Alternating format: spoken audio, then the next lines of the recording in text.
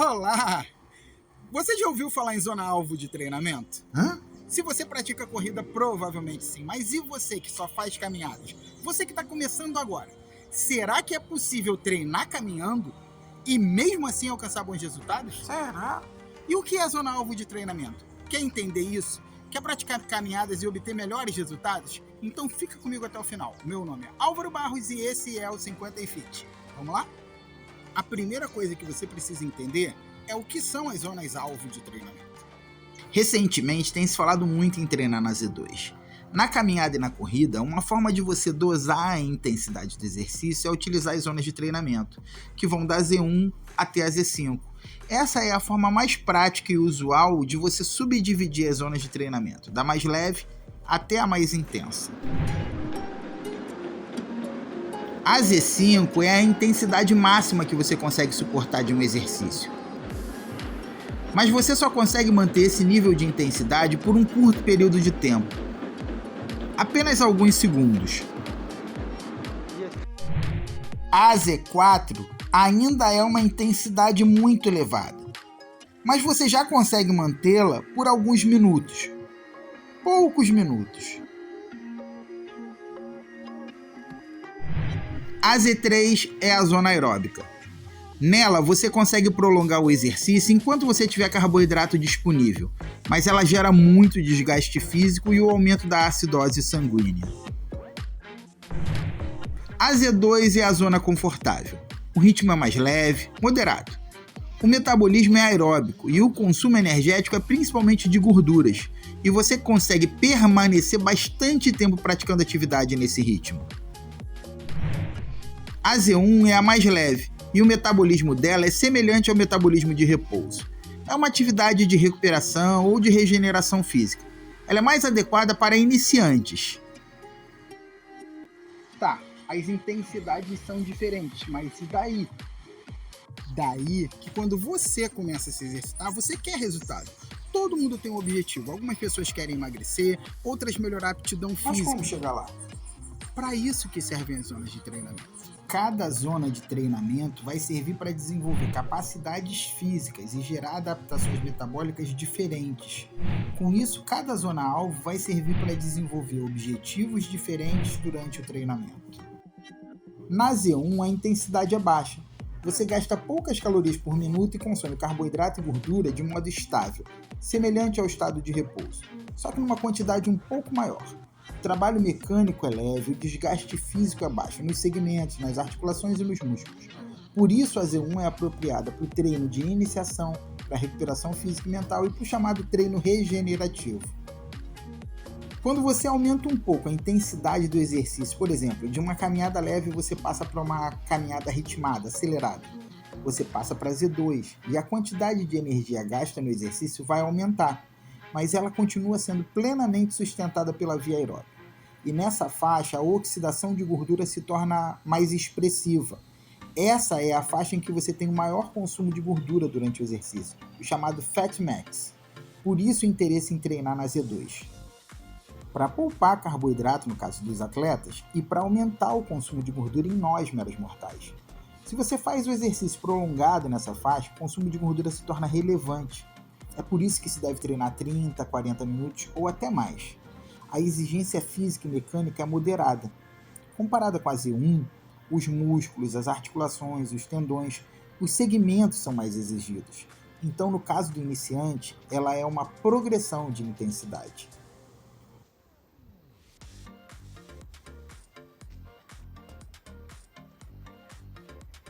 Se você aumentar ainda mais a intensidade, pode ser numa corrida, numa caminhada acelerada, subindo uma ladeira ou outro exercício que exija mais esforço, você vai precisar gerar energia mais rápida para suprir a intensidade mais elevada do exercício. E a oxidação de gordura é um processo relativamente lento. A oxidação de carboidrato vai gradativamente se tornar mais expressiva. Você vai utilizar o glicogênio muscular e a glicose sanguínea, que vão se tornar a principal ou as principais fontes de energia para o exercício nessa intensidade de esforço, e você entra na Z3. Nessa faixa, a glicólise aeróbica é a principal responsável pelo fornecimento de ATP, que é usado durante o exercício.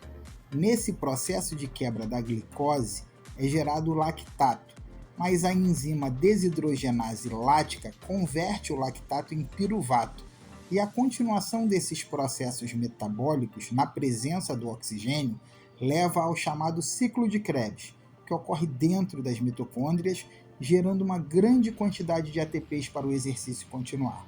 Nesse nível de intensidade, enquanto você tiver glicogênio disponível nos músculos, no fígado e na corrente sanguínea, você vai conseguir suprir e manter a atividade. Mas vai chegar um limite e o corpo vai perder a capacidade de manter a atividade naquele ritmo. Essa é a fadiga. E ela depende de diversos fatores, como o nível de condicionamento do praticante, a alimentação com poucos carboidratos, a baixa ingestão de líquidos, o sono, o estado de humor e até fatores climáticos, como a temperatura e a umidade do ar, além de fatores ambientais como a altitude, que vai afetar a pressão do ar, deixando ele rarefeito e dificultando a captação de oxigênio. Tudo isso pode prejudicar o desempenho aeróbico e precipitar a fadiga. Treinar na Z3 vai estimular a atividade das enzimas aeróbicas e das mitocôndrias, que são as usinas de energia das células. Além disso, vai afetar a respiração, aumentando a capacidade pulmonar e também vai favorecer a função cardíaca e circulatória. De um modo geral, os músculos ativos no exercício se tornam mais eficazes para metabolizar pela via aeróbica, inclusive o miocárdio, que é o músculo do coração. Ele fica mais funcional e eficiente. A circulação sanguínea e o transporte de oxigênio também melhoram. Então, treinar na Z3 traz inúmeros benefícios funcionais para a capacidade vital. Mas na Z3 a intensidade é alta. A exigência física, mecânica e o impacto articular são maiores. Os segmentos corporais, os músculos e as articulações são mais exigidos, assim como o sistema respiratório, o coração e a circulação. Então, os sedentários, as pessoas inativas há muito tempo e os iniciantes devem começar com atividades mais leves. A Z4 é uma faixa de intensidade mais elevada do exercício. Nesse ritmo, o organismo não consegue suprir com energia suficiente apenas pela via aeróbica, porque a demanda é muito alta e muito rápida. E o oxigênio não chega em quantidade suficiente ou faltam enzimas. Então ocorre a glicólise incompleta e o lactato começa a se acumular no organismo. Consequentemente, o praticante precisa reduzir a intensidade do exercício para ele continuar em atividade, senão ele vai chegar no limite de exaustão. E conforme a intensidade do exercício se torna mais alta, fica mais difícil de prolongar a atividade. Esse tipo de treino aumenta a capacidade de tolerar o lactato, o desconforto que é causado por ele. Com isso, o praticante consegue permanecer em esforço por mais tempo, o que aumenta a performance, o desempenho atlético. Na Z4, a intensidade é muito alta. A exigência física, mecânica, muscular e articular são altíssimas. O corpo todo precisa estar muito preparado para esses esforços. O sistema respiratório e cardiovascular são altamente requisitados, chegando próximo ao seu limite. Então, apenas indivíduos preparados devem realizar treinamentos nessa faixa.